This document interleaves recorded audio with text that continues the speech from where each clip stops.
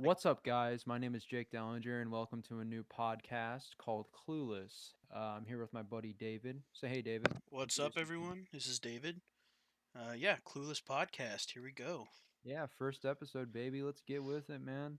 So here's the way that the podcast works. So basically, it's going to be alternating roles, like each week or so.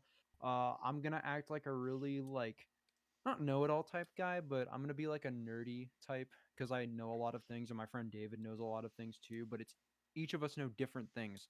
Some of us know the same things, and that tends A- to a- occur. As people normally do. Yeah, Yeah, it's basically just alternating each week. We'll bring our own ideas to the table. Things like in the in what do you call it? Media, not media, but pop culture. pop culture that each of us kind of know more about, and we'll discuss and have a good time. And I hope anyone that's listening can also listen along and have a good time with us. Oh yeah, you know it. All right. So first topic we're gonna talk about today is something that I'm pretty sure a lot of you know about. Whether you watch people like Jacksepticeye or Markiplier, which this applies to especially, and you're gonna know why in a second. Capcom is releasing a new Resident Evil game this May. It's not a remake, though they are talking about making a remake of Resident Evil 4, which I don't really think they should. That game is already perfect the way that it is. But this new game is supposed to be the eighth entry in the series, in the main series at least. Hmm. Um, it's called Village. I guess they're going for a more supernatural type setting. Um, with this one, because the cover art of it has like Chris Redfield, who David Chris Redfield is one of the main characters in Resident Evil. Hmm. Uh, he's like he's not really an army type of guy, but he's like a The big guy. yeah, The the big guy, the boulder puncher. hmm. Yeah. Um, but his face is kind of like superimposed on one side with like another face. It's like a werewolf, so I guess they're going more supernatural. Plus, Mm. there's this. Yeah, yeah, it's really cool. So what I know about Resident Evil, and if correct, correct me if I'm wrong, because I haven't actually played a lot of Resident Evil. From what I know about it, game, spooky game. Uh, this is like a undead zombie type game, right? Yeah, undead zombies, mutated creatures. You fight a giant spider and a giant snake in the first game, actually. Mm-hmm. Yeah. It's Okay. all yeah, and they actually released a remake of Resident Evil 3 at the I guess the height of the coronavirus pandemic when it was starting to get really bad back in March. Uh I know about this because it was like a week before the Final Fantasy remake came out that I think me and him have played Yeah, and we both. I know we both played the Final Fantasy game, but I remember you talking about Resident Evil 3, but I never picked it up. I never played the yeah. remake or the original, so it's Yeah, one of I those games I never don't know much about. Yeah, I never really played the original either. Call me a fake fan or anything like that, but it's a good game. It's This one is a lot shorter than Resident Evil 2. And it was pretty easy for me. Like I only died at least once because the controls of this game were a lot similar to the remake of 2. Cue David coughing.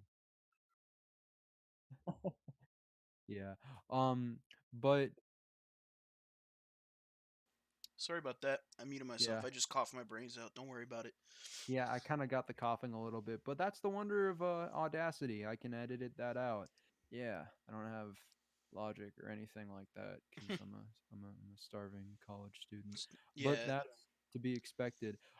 Basically, it's such a good game, but it's also really short, as I was saying, because I was able to get the controls down because they're very similar to that of Resident Evil 2, the remake, not the original. Um, and yeah, the thing about Resident Evil, like the original games, is that they had more of a tank control where you had to like move your like thumb around on the D-pad a little bit and you had to finagle things a little bit. yeah. I And like, remember I actually on the PS4 the original Resident Evil like 2 or 3 dropped for free for like one of the monthly things or whatever, and I downloaded it and I picked it up, and I wanted to play it, but the controls honestly were so just like really? frustrating. Like the controls and the movement just felt so awful. Like I just couldn't get into it. So like I've played maybe 20 minutes of one of the Resident Evil games, but that's about it. When was this? Oh, like years ago. Oh shit. Um well yeah, I mean like that's the thing. And it also has like pre-rendered backgrounds like the original like Final Fantasy games like Final Fantasy 7 through 9 had pre-rendered backgrounds and like they had fixated camera angles in those old games too. I'm pretty sure you've noticed to where it was like really cinematic and shit in case something bad happened because this game like the original games even like though they were released in the 1990s were horrifying cuz they relied a lot on jump scares and I mean the first three games you're basically walking through like a really dilapidated area. In the first game you're walking through a mansion which has a secret lab under it. You're walking through a police station and then the sewers and then another secret lab in the second game. And in the third game you're just kind of walking through the streets of Raccoon City. Just kind of that's the name of the city that this takes place in primarily. Um, just kind of doing your own thing. And you play as different characters each time who have crossed paths, which is really cool. So it's not like an anthology series because it's in the same timeline, but it's still like has a different story for each game. It's more of a sequel in the sense that it's a continuation, you know. So so like each of the games basically you play as different characters, but Yeah, they it's kind of like the same timeline or like the same kind of area almost. yeah, it's weird because the first game you play as two characters. You play as Chris Redfield and you play as another person, Jill Valentine. And you can alternate between characters. There's a part of the game in Resident Evil 1 where like something happens to Chris and you have to play as another character. Her name's Rebecca. I forgot her last name, but she's another person in this special sector of police officers that you're a part of. It's called Stars. Um, which has yet been I don't even know how to describe Stars, man. It's kind of a meme because there's a character that repeatedly says the name Stars in a very low, gravelly voice, but I'll get to him in a second. But basically, you play as Rebecca to like help out Chris in some way, and this isn't like the first time that this has happened. Like this happens again in the next game where you play as different characters. You play as a completely new character named Leon S. Kennedy, who's starting up his first job at Raccoon City Police Department. First day on the job, and he notices that everything basically goes to hell in a handbasket because the infection from the T virus, which is the name of the strain that the original game starts out with, kind of spreads to a bunch of people in the city, and it just kind of becomes more widespread throughout that area. And you meet up with another character, Chris's younger sister, who's a college student named Claire, who you also play as in the game. And when you're playing as Claire, you switch off with another character named who's basically the daughter of like a scientist named Birkin, William Birkin, who basically creates the T virus. And I'm forgetting her name too, but you go through this whole uh like orphanage and it's this whole thing and it's really cool. And in the remake it's really awesome too. Um and this game is really special too because throughout the game you keep having encounters with this guy. His name's in the game is Mr. X, but he's known as the Tyrant Ooh. retroactively. Yeah, the Tyrant is the big boss battle that you have at the end of the game. At the end of each game basically, except for 3, but again, I'll get to that in a second.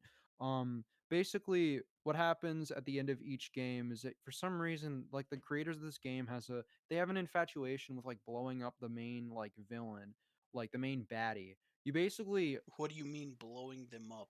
so basically it's funny because um you get like at the end of the game you you just some rocket launcher or like um RPG just kind of like falls from the heavens almost as a deus ex machina when all seems lost and you basically fire it at the tyrant and it blows it up and it does that really cheesy like 70s shot thing where it cuts to one angle like on impact and then another, you know what I'm talking about, and then another angle and it just blows up at the end and Yeah, it's like the it's like a cut and an explosion and then a cut, like different angles of the same thing I yes just watched. Yeah. like a 70s car chase when the police car just crashes into like a bus full of like people, I guess. It's funny as shit, but it's really cool at the end of the day. And that's the thing, like the cheese factor on Resident Evil games in the 90s were so high. Like the original voice acting in the first Resident Evil game, I don't know if you know this, but look it up when you can. It is so bad.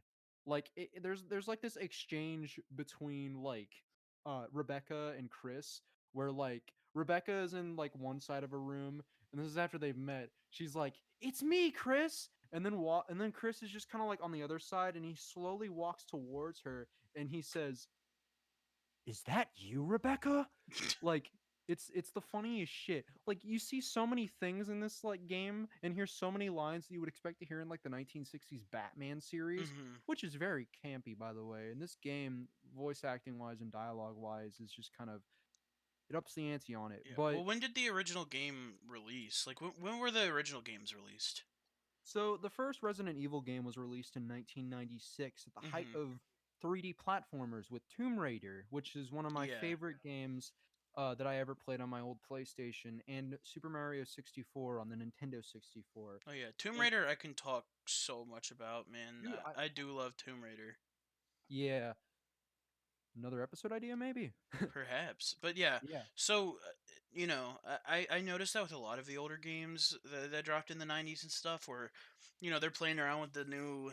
They're finally kind of turning the tide with games where they're revolutionizing that, like, the 3D feel, and the, like, not open world, but the first time that there's like actual quote unquote like exploring, and it's not just like player go here, player do this. Like, it's an actual open space for the player to kind of move around in. And I noticed with a lot of those games, kind of where it was revolutionary in the gameplay, I don't think they thought as much about the voice acting, because you listen to a lot of those old games and it's just like some of the most atrocious like voice acting that you could ever like even imagine. It's just like they got Yeah. people in the studio to voice act that are just they were like, "Oh yes, I'm going to act now," and then just like, "Ah, yes, acting. I say this. Ah, zombies." That kind of thing. Where it's like, okay, man, that's not how people talk, but I guess the game's fun. Yeah. For anybody who needs context, think of it as like Morshu from that Legend of Zelda CDI game where he Well, basically I like always I always think of Duke Nukem because yeah, like no, yeah, that's true too, man. Because, Just like, Duke Nukem's the badass, cool guy, but at the same time, nowadays you have a badass in the game. They're not all badass, they have dynamic to their character and stuff, but when the Duke Nukem games dropped, like, it was all badass, and it's just, stomp on their balls, piss, like just yeah. like one linear way of acting, which was, it was a style for sure, but yeah. What I kind of wanted to ask you though is like the progression then. So, they obviously remade the games, which isn't just graphics, like voice acting as well. Oh yeah. And I kind of want to know like what changed, like how much did they keep, and like how much improvement was done on things like voice acting and XYZ. Well, see, the thing about the voice acting in the remake of the first game, huge improvement. Like there's this really shitty line. I don't know how much we can swear on this, but I don't really think it matter. Does it matter? I think we should be fine. Yeah, I'm not gonna like drop f bombs. I think shit is the worst thing I'm gonna get. So it's gonna be like a Marvel movie, you know. Um, Yeah, we got the yeah, we are basically a Marvel movie. we're like Guardians of the Yeah. Galaxy, but Yeah, not we as have funny. a $200 million budget on the podcast actually, Oh so yeah, guys. Yeah, I'm yeah. totally not recording this from my bedroom on my MacBook with a USB mic. But you got to start somewhere, you know. But basically, in the first game, oh god, remind me to edit that shit out. um, No. uh, um, no, but in the first, like the remake of the first game, the the voice acting obviously improves. Like in the original first game, when you play as Jill, you almost get squished by this booby trap, and this one of your like coworkers or like one of your like members of the task force, Barry, just pulls you out of that room that you almost get squished in. Mhm. Says you were almost made into a Jill sandwich. That was a pretty funny line, actually, unironically, because Yeah. It just sounds funny as shit. But in the remake, they make it sound a bit creepier. He says that was too close. Another second wasted, and you might have just fit perfectly into a sandwich. It just sounds remotely sexual to me, and I don't really like to imagine Jill Valentine fitting smoothly in between two slices of I pumpernickel. mean, yeah, but at the same time, you can see where like developers and people writing it kind of look back and were like, maybe that one guy just saying, "Ah, you were almost made into a Jill sandwich," is not the most optimal like delivering of a line. Like, if that was in a game now, that'd be, I wouldn't be surprised to see that, like, I don't know, on Yeah, TikTok is some shitty meme or something. yeah. But anyways, it's just yeah, it's like that sort of thing. But then again, when it comes to voice acting, it was made in Japan, so I guess a lot of the script was lost in like really bad translation. And it's the same thing for the original Final Fantasy VII game. Like a lot of like Aerith's lines were really fucked up, and Cloud's. Like there was a line that Aerith had, I think, where she was like, "You are a suck" to like Cloud or something, which makes Yeah, no sense.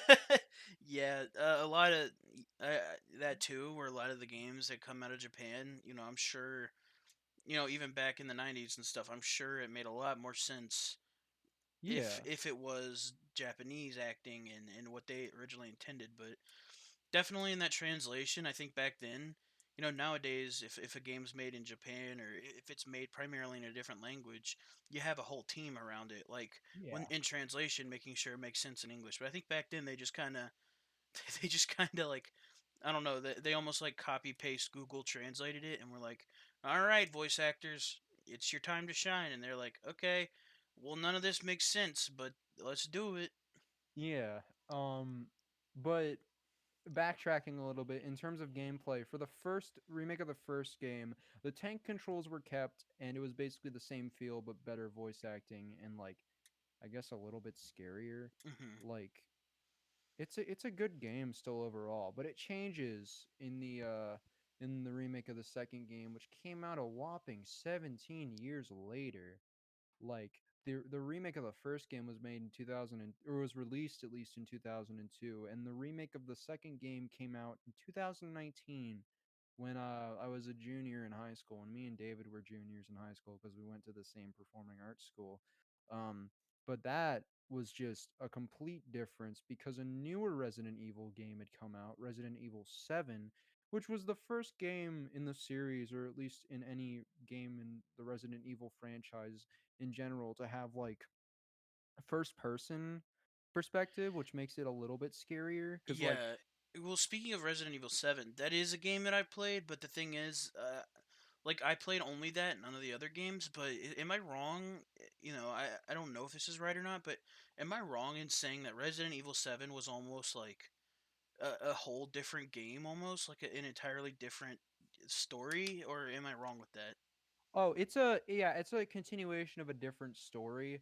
Like Hmm. you have, I mean, it makes it to where it seems like a soft reboot, which it basically is in terms of gameplay, and also just kind of like a new strain of virus that you have to worry about instead of like some lab made like serum. It's a little girl that was made in a lab who possesses a bunch of people, primarily a backwater southern family, the Bakers. Yeah, Uh, that game was incredible. I remember, I played yeah. through that game and it was spooky. And I also played it in VR, Oh which shoot. even spookier. Yeah, that's a spooky game, but Yeah. the game was great. Yeah. Um, so I guess if we're gonna like cap up this section, quote unquote section, what are your expectations for like the new one dropping?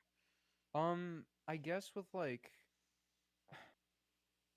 the newer one dropping, I guess when it comes to expectations, I expect the same stuff, but like more twists and turns because like the premise of the game, uh, basically says that Chris does something like unimaginable because he's featured a lot in this game apparently. I mean, the guy's on the front cover of the Yeah, I would um assume if he's on the front cover, he's probably got something to do with it. yeah, I mean, it's the same case about like anything really with a character's name or face associated with something. Well, just Uh, hearing how you described it, if I was just to like shoot off, just like with a random idea, saying if they're, about the virus and everything, I would assume you said it was like a Chris's face kind of like splotched together with a werewolf. You said. Yeah, I think like I don't really think they're gonna deal with viruses here. Oh, okay.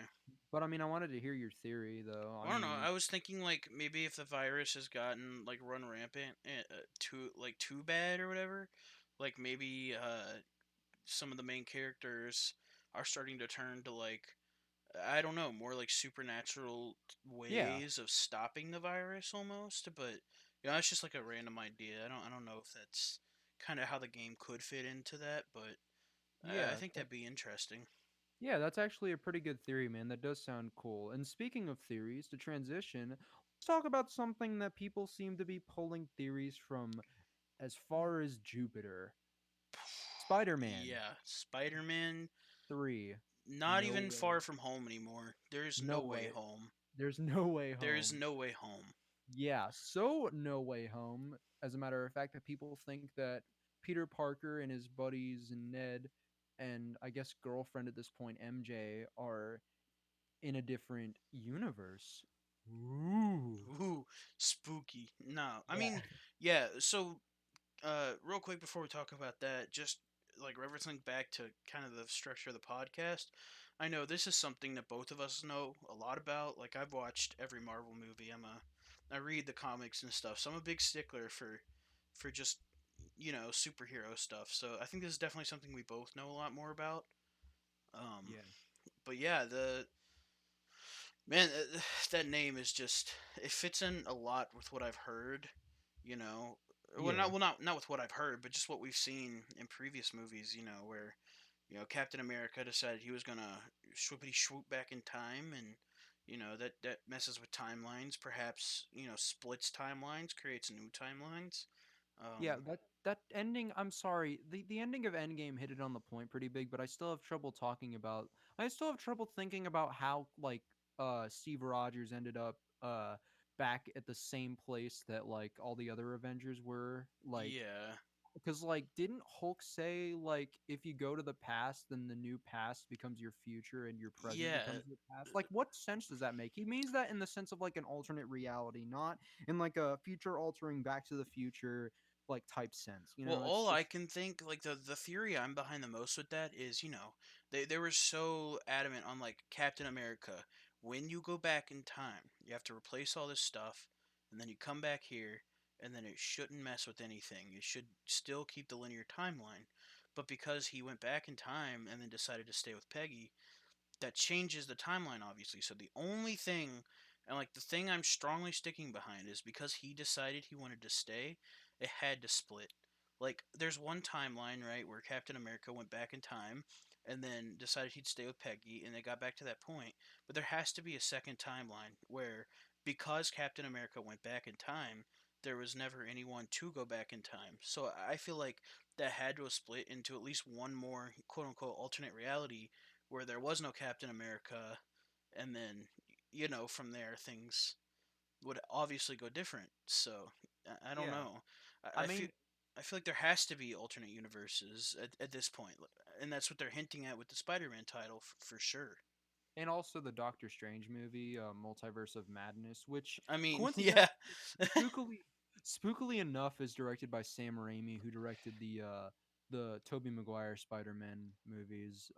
hmm Which also I feel like they're gonna explore this more, this whole time thing more in the Ant-Man Quantumania movie, which is supposed to feature a time travel related villain, Kang the Conqueror. I don't know if hmm you know who that guy is, but yeah. he So Kang, I believe, I get people mixed up all the time, but I'm pretty sure Kang is he goes through different universes and conquers them. Is that correct? yeah, he basically does. I think he does that, but I mean, he also just kind of like goes through time and fixes a bunch of mishaps. So I Yeah. feel like I think they're building up him to be the big Thanos level villain since hmm like Endgame dealt with time travel heavily and like getting the Infinity Stones back so that they can bring everybody back from the snap. So I think that might be it. Well, I don't But know if they're building him up to be the big in-game villain, because like in this previous phase, there was a lot of people that were built to be like the big villain. Like for a minute there, Loki was kind of like the bad guy, and then it kind of switched, and eventually we got to Thanos, and so I think maybe Kang will be like the villain for a couple of movies, but I think it'll definitely progress past Kang, in my opinion. Yeah, like they're hinting on Mephisto also, which is Hmm. another really big villain. Which is really cool. I mean, I don't know, just a lot of stuff is happening with the MCU, but I'll get to that in a second. Backtracking to Spider-Man, uh Spider-Man No Way Home. Basically, to recap for anybody who's seen Far From Home and know the ending of it, but for people who haven't seen it yet, it's been like 2 years. So I mean, no, no breaks on spoilers or Basically, anything. consider this the spoiler warning. Yeah, spoiler warning. At the end of Spider-Man Far From Home, J. Jonah Jameson, who is looking a lot like the J.K. Simmons version on a Infowars-style Daily Bugle website, Hmm. leaks footage of Mysterio, aka Quentin Beck, Hmm. who was the main villain of that film, who was revealed to be this like guy from another universe, which was a completely BS like story that he used to like kind of buy Peter Parker's trust, which may or may not be not BS. Which Hmm. that's crazy to think about. But anyways, he reveals his secret identity of Spider-Man. Quentin Beck does as Peter Parker, and that's just the big cliffhanger they leave it on. So from what the set pictures look like, from like what the teasers that like Zendaya and Jacob Batalon, who plays Ned, leads in the movie, Peter Parker's best friend and confidant, and like Tom Holland, basically it kind of shows like they're like running away from like something, they're like on the run, and like there are some shots where it looks like they're in the Sanctum Sanctorum, which is where Doctor Strange's lair is. So I Yeah. guess they're trying to confide in like Doctor Strange, and he's supposed to be like a really big part of this film too, which ultimately makes a big connection from this film to Multiverse of Madness, which is really Hmm. cool. Plus, it comes out right after, or at least it's slated to come out like right after for No Way Home. Yeah, if I were to just once again kind of like off the top of my head just shoot like a general theory, I think, Peter Parker's face, name, XYZ is out there. Like people are looking for him cuz they think that he killed Mysterio, which obviously, we all know was just, bad guy asshole, but everyone in the world kind of thought that Mysterio was the guy saving everything and thought Spider-Man went rogue. So Spider-Man's almost like a villain now in the people's eyes. So if I were to shoot off the head as a theory, I think maybe Peter Parker is running or whatever, and Doctor Strange is trying to help him. And it's kind of like Doctor Strange knows about these splitting timelines, and it's like I can put you in a timeline where everything's literally the same, and but people don't know, like people don't think you're a villain, and Peter Parker kind of is like, okay, I guess I'll accept that, like he has to almost, and then maybe all of them get stuck in an alternate timeline, which is where maybe Doctor Strange's movie will pop into. I don't know. Yeah. Um, all I know is that like two things to note about like Multiverse of Madness and Spider-Man No Way Home. Uh, the main villains of No Way Home, current no main villains, are revealed to be Electro and Doctor Octopus. But here's the big kicker: it's the Electro from the Amazing Spider-Man 2 with Andrew Garfield and Doctor Octopus from the Sam Raimi Spider-Man trilogy. Mm. So that kind of raises a couple of multiverse questions, but it's kind of weird. But Well, isn't also, isn't this the movie that's also slated to have the previous Spider-Mans, the Tobey Maguire and yeah, but like the other one? yeah, but like yeah, Andrew Garfield. That one.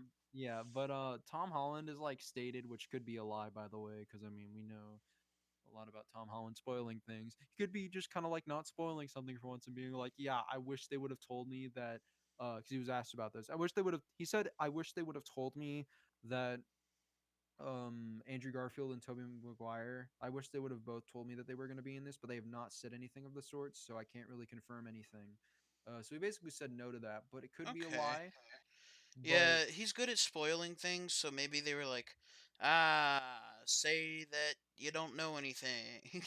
yeah, say that cuz like there are so many sources. Like and that's the thing, like people are trying to like put I think the thing about like seeing like Andrew Garfield and Tobey Maguire in the cast of these films, uh it's weird. because like Yeah. you Well, like yeah. people people like put names in Google. Like for some reason Ryan Reynolds is in the Google cast of like in the cast section on Google of Multiverse of Madness. I guess hinting that Deadpool is going to make an appearance, which Mhm. isn't entirely untrue cuz Deadpool's next movie is supposed to be set in the MCU, which how they're going to do that, I don't know. But um yeah, it's so weird. But my theory is that if they do bring back, if it's true that they do bring back like Emma Stone as Gwen Stacy from Amazing Spider-Man and Andrew Garfield Mhm. as the other Peter Parker and also um Kirsten Dunst as Mary Jane from the original Spider-Man trilogy directed by Sam Raimi. Mhm. I think it would be really cool to see a reality with the Sam Raimi Spider-Man trilogy where Peter Parker is dead, kind of like the Spider-Verse movies. That's So like true. they can make that kind of connection, which I think it would be pretty cool. Cuz like it would be a big like bombshell to Tom Holland Spider-Man. He'd be like, "Holy shit, in this reality I'm dead." Yeah, Like, well, the other thing I was maybe thinking is, a big part of Spider-Man's kind of story at this point is like he lost Tony, who was quote unquote like the father figure, and then he kind of went on to Mysterio, who happened to also kind of mentor him for a bit, and then he got betrayed by him. So at this point, Peter Parker is depressed, right? Like, there's no world where he's not, and yeah. yeah, and so if he goes in a universe where think about it like the original Spider-Man, Tobey Maguire. At this point, he's a little older. Maybe he can play like the older Spider-Man or like the older character. And then at this point, Andrew Garfield. It's been a couple years. He's aged a little bit. He can kind of be like the middle-aged, like almost like negative outlook on Spider-Man for Tom Holland. And I think maybe they'll make it so the new Spider-Mans are almost like the new kind of his way of coping with not having that father figure anymore. Yeah, that's true. That kind of reminds me of like a really weird like fan comment I saw on the film, like talking about Tobey Maguire. Like, um, whoa, Sorry, weird my noise. my headphones decided they wanted to cut out. Sorry, say that one more time. Yeah, I saw a really weird comment or like fan theory about like Spider-Man 3, like this Hmm. Spider-Man 3, where Tom Holland sees Tobey Maguire if he appears in the movie, and Tom Holland is like, "Yo, you look just like my Uncle Ben." Like Oh yeah. that would be kind of weird, but also kind of like Shyamalan-y, because like it would Hmm. just kind of be like the realization to Maguire Spider-Man that wow, so in my reality, my Uncle Ben is dead, but in this reality, I'm my own dead uncle, I guess, to this kid who happens to be me, but not me. Yeah. Like Like that this makes this kid is the Spider-Man of his universe, but to him I look like his uncle, but I've lost my uncle, like, you know. Yeah. It's so weird. Like I don't understand how these fans of like Marvel get their theories, and I mean I don't blame them. They're pretty damn good theories, and honestly, Well, the I thing would. is, it's hard to come up with like one unanimous theory because everything kind of comes from comics. Like MCU kind of takes the spiciest of all the comics and is like, we're gonna smash them all together into one like one like own our own timeline almost. And it's like there's so much stuff in the comics and so many different storylines in the comics that like there's so much to draw from and so much to theorize from that it's like how are we going to come up with one theory? Like Yeah, there's going to be a lot of them, and a lot of them are going to sound outlandish too. yeah, like it's weird. A lot of things are coming from like or just a really it's like an entire slew of like ideas that people have. Some of the ideas they combine, like the thing about Guardians of the Galaxy Volume 2, the main villain that was revealed was Quill's father, who in the comics isn't Ego. It's this guy named Jason, I guess is pronounced Jason, but there's no A. It's like an apostrophe. Ooh, not Jason. Yeah, because like his middle name is Peter. His full name is Peter Jason Quill. Star Lord is his name. I almost called him Star Wars. Star Um, Wars, the best character in the MCU. yeah. But no, I like how they combine that because like in the movie version of Guardians, like Star Lord is supposed to be like half celestial, half human. Hmm. Which, by the way, guys, does not count as a mutant. I just want to put that out there. No, Like, mutants are their own subsection of people. Celestials are completely different. So yeah, anyone that thinks that they're the same, you're wrong. yeah, like I don't think Star Lord is gonna join the X Men when they come into the MCU, and I don't even think they're gonna make a solid X Men film. I think they're just gonna make a movie around mutants, which would be cool, I think honestly. I think they might make an X-Men movie in the future, but for now they need to introduce mutants first. Yeah, Cuz like like the they're OG X-Men movies were kind of like there are mutants and there's the X-Men, and I don't think the MCU is just going to do that. Like they have to introduce the mutants somehow. yeah, no, it's really cool though, like the way that they do things. Mhm. With like the MCU, like they're bringing in a bunch of new characters, like they're bringing back the Fantastic Four, which is cool. I like that. But they are like it's announced that the Fantastic Four, by the way, is going to be in Phase Four. John Watts, who directed the Spider-Man movies, is going to direct it, which I think is awesome because he did so well with Spider-Man in this time around. But they're bringing in a couple of new characters. They're bringing in Shang Chi, which is a martial artist in the Marvel comics. He's fighting off against, get this, the actual Mandarin, not the Ben Kingsley Mandarin, who wasn't actually the Mandarin in Iron Man 3. Uh, in this next Shang-Chi movie that's coming out, I guess supposedly this summer. Who knows? COVID might mess that up a little bit. But they're Yeah. bringing in they're bringing in Eternals, which is really cool. Me and David are both excited about that because the Eternals are really kind of special. Oh Like, man, dude, the fact that they're bringing in Eternals is just it's like a dream come true. yeah, no, like Like they're it's like finally bringing in some of like I was saying earlier, the spicy stuff from the comics, the real meat of it. That like the yeah. Eternals is a special treat in the comics because you don't see Eternals all the time, you don't see Celestials all the time, but it's a spicy treat, and new people are gonna be like, ah, Eternals, what's that? That's cool. And people that are fans of the comics are like, Eternals, no way, they're actually bringing that in. So it's really cool. Yeah, no, it's awesome. I mean, it's kind of like when they brought in Guardians of the Galaxy that we didn't know who those are. I feel like we're gonna know who, depending on how they do.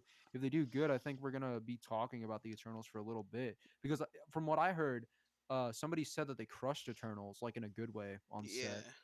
Yeah. Uh, Well, what is it? They're bringing in Sword now, aren't they? yeah, they're bringing in Sword, which is like playing a really more prominent part in WandaVision, which David hasn't seen yet, but I've been watching and I keeping have tabs on. seen the first episode, and I gotta say, what the fuck, Jake? No, you gotta let it play out, and I I think a lot of know. listeners are gonna agree with me. It will make sense. Uh, Yeah, it was the first episode was interesting, and there was some points in it that I was really like, whoa. Like, oh, what was it? Where I think it was something hit Vision's head, and then Wanda was like, "Ha ha ha! My husband's head is indestructible." And then the first thing I thought of was when Thanos ripped the gem out of his head, and I was like, "Oh, that's kind yeah, of." And then like the commercial with like the toaster, and then like there was that awkward like silence where the time like it sounded like a bomb almost, and it zoomed in on the lady's face. Like already I've seen a lot of symbolism and some interesting stuff, so I'm excited to watch the rest of it. yeah, Oh man. it's a good show. Like I'm excited about like it makes me more excited for shows like Loki and like Falcon and the Winter Soldier, Oh which yeah. which is gonna be really awesome. I'm But so excited, just real quick. I am so excited for them to actually start playing out the end of Civil War, because like at the end of Civil War, the Avengers kind of broke up, at least the Avengers as we know, and then like the new ones took their place, and then Marvel was like, "All right, we're gonna actually forget about that now." Thanos. So yeah, yeah, I'm and really this excited for them to finally expand into the new Avengers squad, which is gonna be really fun.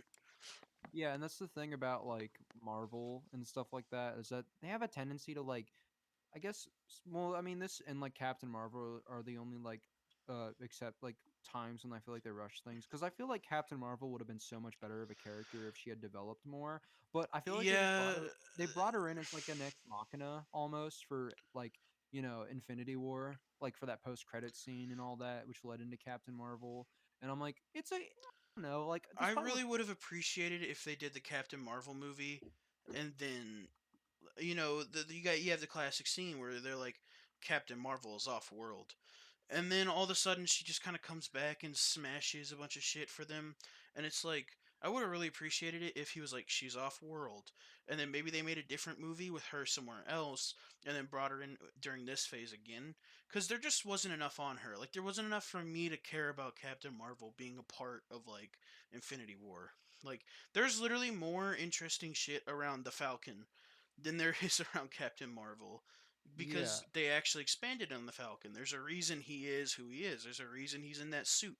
There's a reason he was named as I believe he was named as the new leader of the Avengers. Like, Yeah, I Captain mean, like, Marvel was just kind of like, I am magic space woman, I smash. And it's like, okay, I guess you're here now.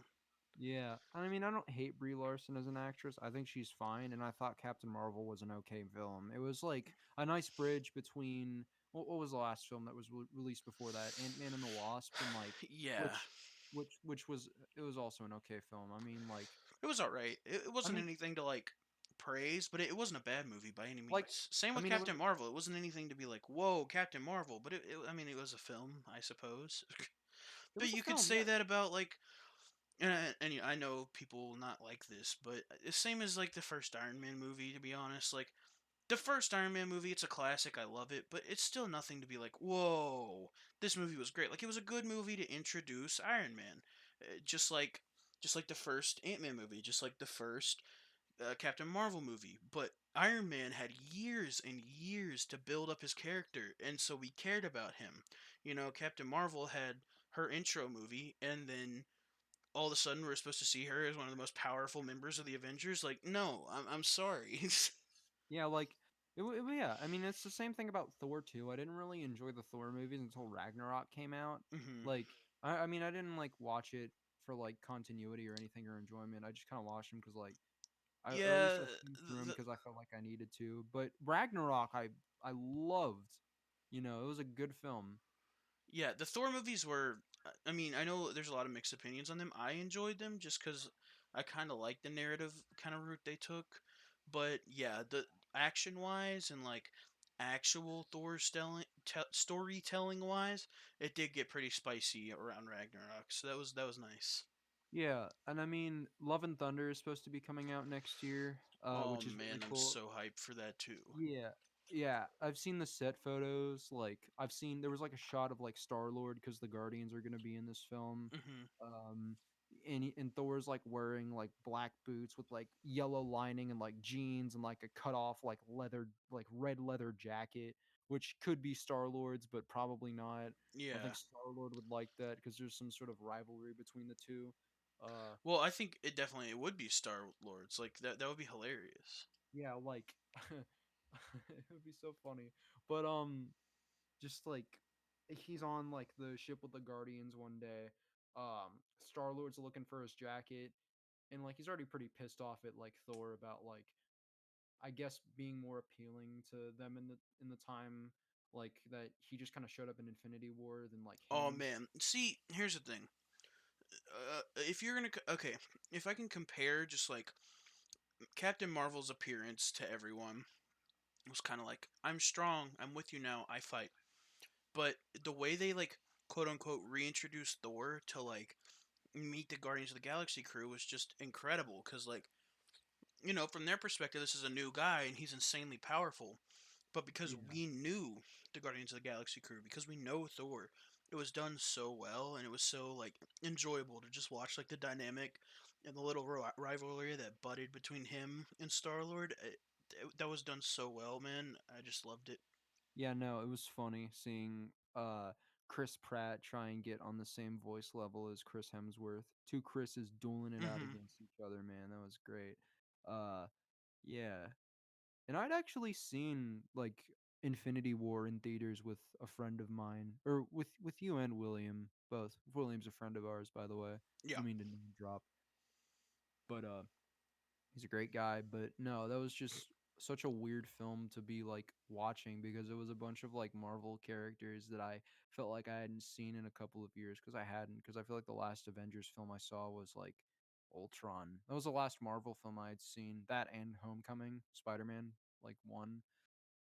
Which I don't know how we got off of Spider-Man. I guess we I just don't know. started. I think it's just the Marvel movie pit hole, man. You talk about one Mm, aspect of Marvel, you're just gonna talk about it all. yeah, but the Spider-Man movie, backtracking all the way to that, I'm excited about it. I like the reveal that they had where it was on Instagram and Tom Holland was like, "Man, John Watts gave us another like fake movie title. I don't know what we're gonna do, and I don't know why he keeps doing this." And then like I think Zendaya is like, "Cause you spoil every movie, man. Like that's the thing." And it just turns it into a big joke. And Hmm. and then it got to the point where like they're just kind of walking, and then they walk past this like white like board, like this white like writing board where a bunch of titles are written on it, and like it says Spider-Man No Way Home, and it's so friggin' cool. And it's weird because people are like making even more theories based off of the film reveal. They're thinking that Miles Morales is gonna show up because like the space around the title looks like Puerto Rico, and that's where Hmm. like I guess Miles Morales' like family is from. Uh, That'd be really cool. I would that'd be really like that. yeah, Well, and I mean there's also a tie-in everywhere because like we had the animated Spider-Man movie with Miles Morales. Not to spoil any games, but spoiler for the Spider-Man games if you haven't played the new one slash played the old one. We know now that Miles Morales in that game is the new Spider-Man, yeah. and so it would just make sense to introduce Miles Morales at some point in the MCU as well. It seems like they're really trying to haul out his character and make it the new norm for pretty much everything Marvel related, honestly. Yeah, no, it's really crazy, man.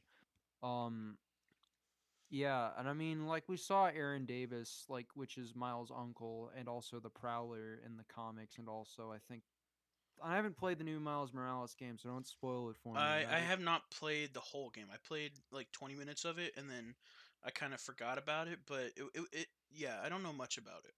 Yeah, but Donald Glover makes an appearance in Homecoming Hmm. as Aaron Davis, so I think and like he's making a call to his like nephew Miles in a deleted scene, Yeah, which is I don't know if that's a meta joke or anything like that, but that's supposed to I guess be a reveal. I mean, I feel like that'd be a nice post-credit scene which could lead into the multiverse of madness.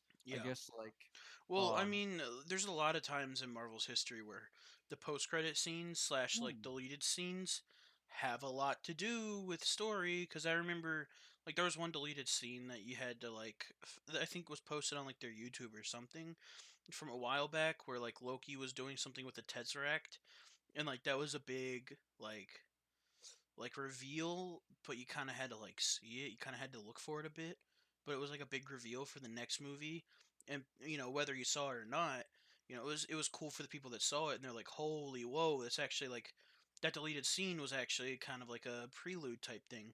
And Marvel has a history of doing that type of stuff yeah. where it's quote unquote deleted scene, but maybe it's not deleted because they didn't want it in the movie. It's more deleted because it was something they kind of wanted the fans to dig a bit for. Yeah. And I mean that's also a thing. I had a theory that's kind of something I came up with on the spot. Like what if in the next Spider-Man movie Miles Morales who I mean they kind of show Childish Gambino again or Donald Glover. I mean, I keep calling him Childish Gambino cuz you're It's the same thing. Ah. yeah, bro. Donald Glover's Childish Gambino. Wait, I mean, Um I mean that's his cousin. that's his Uh, but no, like I guess what if there's like an inclusion of like him and whoever plays like um Miles Morales in the film and mhm. like I guess like Miles and Aaron are watching TV and see that Spider-Man is like hailed as some terrorist murderer type Yeah. and like he doesn't believe it, Aaron, and like because like Spider-Man basically saves Aaron Davis in Homecoming, and so like Miles is trying to like find him, I guess, try to tell him wrong.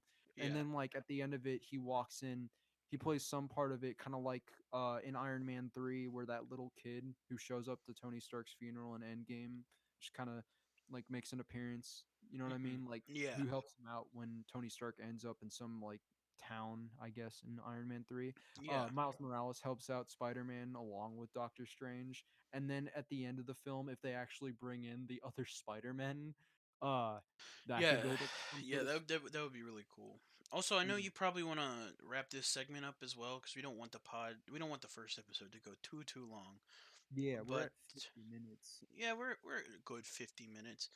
But yeah, I'm really excited for Spider-Man. I think a cool way to kind of end this conversation is just on like a little theory thing here. Not even a theory, just like an idea. If Miles Morales is someone that they introduce, which I'm really hoping they do, who do you think would play Miles Morales? Um, I don't know. To be honest with you, um,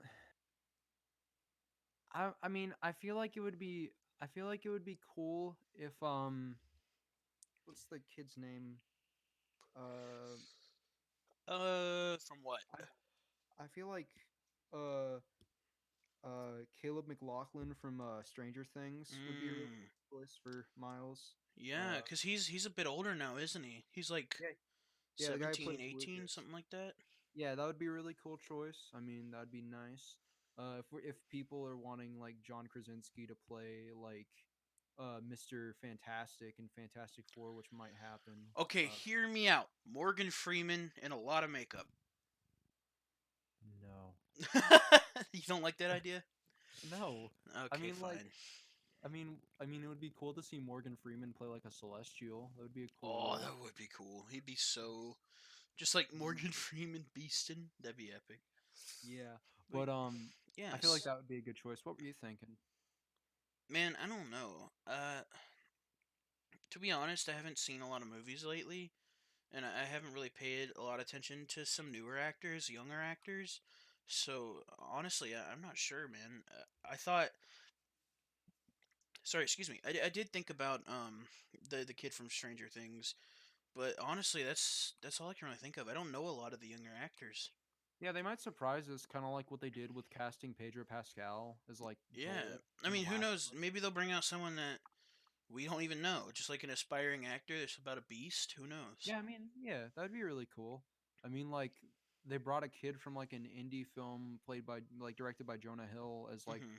Atreus in God of War as Yeah. that's pretty cool. But yeah, transitioning a little bit Okay. Wait, I to have a great transition. Can I go for it? go ahead. Okay.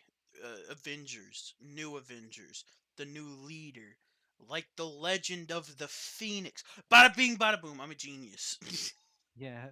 If you haven't picked up on that reference already, guys, we're gonna be talking about something that happened recently. Also, Um, just real quick, uh, we also wanted to switch it from kind of like the movies and game type thing. So yeah.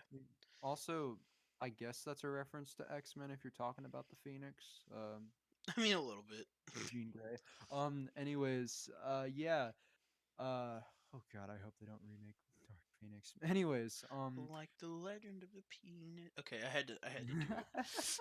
um, okay. So the next thing we're gonna talk about, something very sad and tragic that happened. For anybody who didn't pick up on that reference, we're gonna be talking about the dissolution of techno French house extravagant artists and duo Daft Punk. Yeah, folks, sad to say it, but the Parisian um, duo has broken up. It wasn't on any creative differences or for any given reason, really. They just released a video on Monday, um, kind of using a clip from their film, Yeah, Electroma from 2006, basically calling it quits after 28 years of making music, man. And their yeah. last like full album release was Random Access Memories, from 2013, which won album of the year, by the way. Which honestly, I feel like that's a great way to like make a big last amazing statement in music. Though I don't really personally believe in the Grammys. Um, Yeah, the but Grammys are kind of they're more like the scammies, but no, you're totally right. Like people like them who have been around literally before we were born.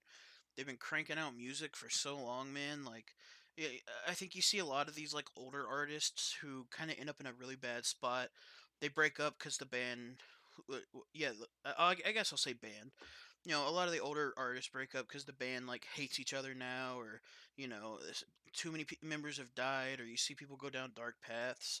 I mean, While looking at Daft Punk, they went so many years making music, and now they're breaking up on their own terms, just because kind of like, they're just like, hey, we made music for so long, we're not really, you know, we don't have that many newer ideas. We're not really planning on releasing more music. We're just gonna call it here. We've had a great career, and I think on one hand it's a little sad because it's like, man, they made music for so long, but on the other hand, it's like, but also good for them. Like they did what they wanted to do. They made a shit ton of money, and they have a legend behind them, like an amazing career that is going to be remembered. And now they can just kind of live out their lives and pursue new projects, which I think is just it's a nice Yeah. way to kind of finish out your career for sure. Yeah, honestly. Yeah, but Daft Punk, known for songs like Harder, Better, Faster, Stronger, Around the World, Get Lucky, obviously one of their more prominent ones nowadays. Um a bunch of songs, just too many songs that are really bangers to think of. Even if you're not that big of a fan, like you have to admit, like these guys did a lot of things for music. I mean, they have produced for Kanye, The Weeknd. They featured Pharrell Williams and like Nile Rodgers and Julian Casablancas from The Strokes, which I Yeah, think is kind of a weird like decision to have, I though the think song I think they were instant. so incredible because they kind of proved to the world, like, music isn't just people that are good at singing or playing guitar or something. Like, music is so abstract and so, like, catered towards different tastes that, like 20 years ago, people would, not even 20 years ago, 10 years ago, people would be saying, oh, that's not music because it's just all computer. It's all done on the computer. It's all auto tune, blah, blah, blah. But, nowadays, people see that as music, which it is. And it's its own form of music, and it's still great, even if it's not, quote unquote traditional music. And I think people like Daft Punk, groups like Daft Punk, kind of paved the way for newer artists. I would say, like, even Post Malone, because, like, Post Malone's a great singer and guitar player, but a lot of his stuff has, a very auto-tune feel to it. And I don't think many people nowadays are saying, that's not music because there's auto-tune behind it. Like, Daft Punk was one of those groups that were just able to prove, hey, maybe using computer generated sounds and stuff isn't a bad thing, and hey, maybe we can make some bangers using, the resources we Yeah. have available now. Yeah, like that's the thing about their music. Like a lot of their earlier tunes required a lot like of heavily like sampling and like, loops and stuff. And I thought that was pretty cool. Like even if I believe the song Around the World has a really sampled bass line, it's a pretty good like bass line still. And it's a long ass song. It's like 7 minutes and it's just repeated like around the world. Like it's just a chant that just kind of is fed through like a talk box. It just goes over and over again. Like, but it's still a really prominent song Hmm. because of like the samples. And that's the thing about a lot of their songs is that their samples are just really what kind of gave them just kind of like this kind of I don't know how to word it. I guess it made them more And prominent it's like because an like ambiance in their music that kind of, I think a big thing about it is they prove that that type of techno kind of like, robot-y kind of distant feel isn't just like something you blare in a club. Like, it's something I can put in my headphones and just chill out to as well, which I think really put them on the map because, like, people are listening to this and going, huh, like, this is something I really do enjoy. This is something I really can just, vibe out to. yeah, and it's not like they all have samples and stuff. They make original like music too. Hmm. Like, I mean, a lot of the samples that they have are like drum beats and bass lines and stuff, but I mean, it's just good. I mean, the first time I ever really heard about like Daft Punk or knew of them was from their soundtrack for Tron Legacy, which isn't a very good film, but the soundtrack, holy crap, that soundtrack is just amazing. It's so good. Like it's just incredible. Just like listening to that soundtrack every time is just great. I mean, it's not one of the best soundtracks, but even it's like one of the best like albums I've heard by them at least or solid Yeah. releases. Yeah, I Like mean, it's just, like I said, it's just, it was such a great career and so many great songs, not just mainstream, but also that didn't go mainstream. Because I've listened to a couple Daft Punk songs that aren't the stuff that was played on the radio, and pretty much everything I've heard from them is just nice to listen to. Like there's Yeah. no trash really that I can just find. Like I'm sure there's songs out there that I wouldn't enjoy from them, but like for the most part, anything I really listen to, it's just good music to listen to, and I think they had a great career and went out with a bang. Honestly. Yeah, I mean that's the thing about the songs that not many people enjoy though. I mean, they're just kind of being true to themselves. Cuz like I was watching a video about Death Grips, which is another very private like group. Hmm. They've released like a lot of music which is basically unlistenable, and as a fan of that group I can attest to that. There's a song called Hothead where the main guy in the group, MC Ride, is just screaming the lyrics into a microphone over a lot of like electronic synthesizer drones and some really fast drum playing, and it's not listenable at all to a lot of people, but they're just being true to themselves. I mean, a YouTuber had stated that about that song. But it's just such a good thing to know that they're not going to release everything that appeals to everyone, because that's just the way that they are. They're doing stuff that they want to do, not because a record label wants them to do it, not because like a manager wants them to. It's because it's what they want to do. You know what I Yeah, mean? I just gotta appreciate artists that do that, cause like not. I mean, there are plenty that still do what they want, but a lot of them nowadays is people that are tied into record labels, and like an example of that is someone like Oliver Tree. He makes, well, I should say made some really incredible music that I love listening to. Like his music is so nice to listen to. But you can see something where someone got tied up with a record label, where they were just over it and they had to quit their career, and they couldn't deal with the pressure that record labels put on them.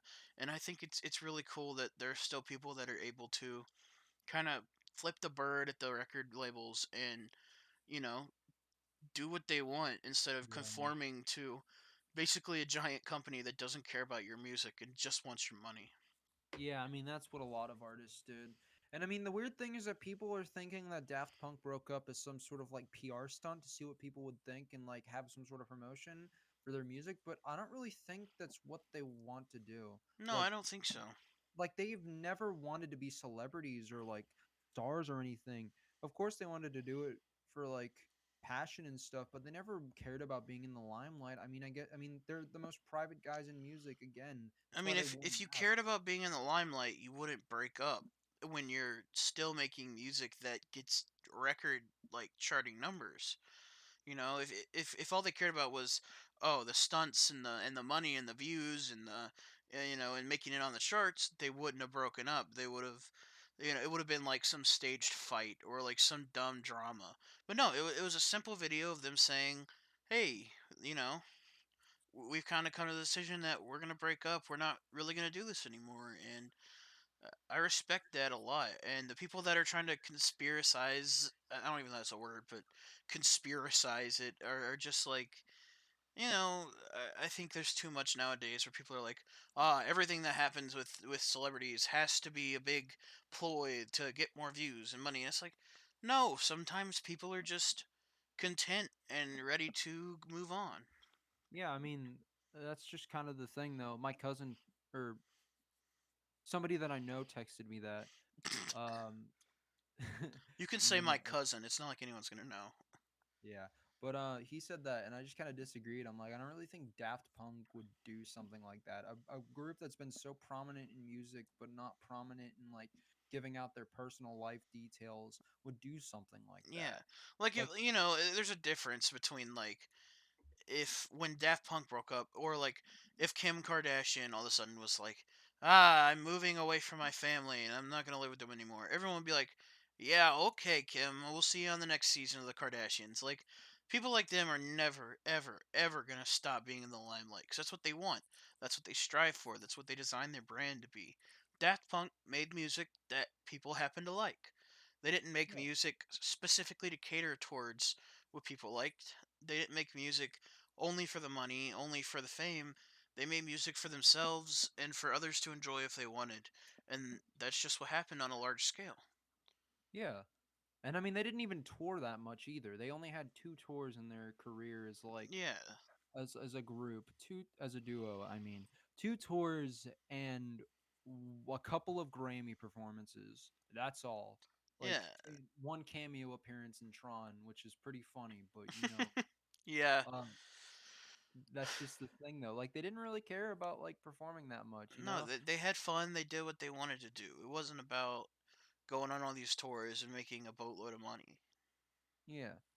But I mean, I'm not gonna sit here and like wait at my computer for another Daft Punk release. I'm just gonna sit with the discography that we all got from them, you know, like because that's all I Yeah, can really do, and that's for what I've been sure. doing for the past week. To be honest with you, I've been in a Daft Punk iceberg that I can't seem to break out of. I feel I you. just I've just been trying to like find like newer songs by them, and I'm like, oh shit, this is all we have. Like I mean, the album I really like that I think people should definitely check out is Discovery.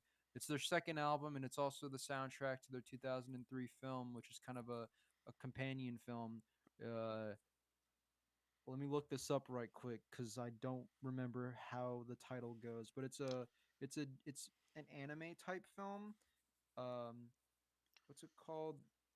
Interstellar 555, There we which go. Yeah. which is about a uh, a an alien music group that gets kidnapped and sent to Earth to like be turned into humans, basically disguised as humans, and play for masses and stuff like that. And it's amazing. It's a really beautifully done film, and I would love to watch it again. And its soundtrack its album is just also pretty good because like it's just got so many bangers. It's more of a synth pop type album than like a techno or like house album. It's good. It's got some house elements to it, especially with the opening track "One More Time" and "Harder, Better" and all that. Which Yeah. it's a good film and also a good album.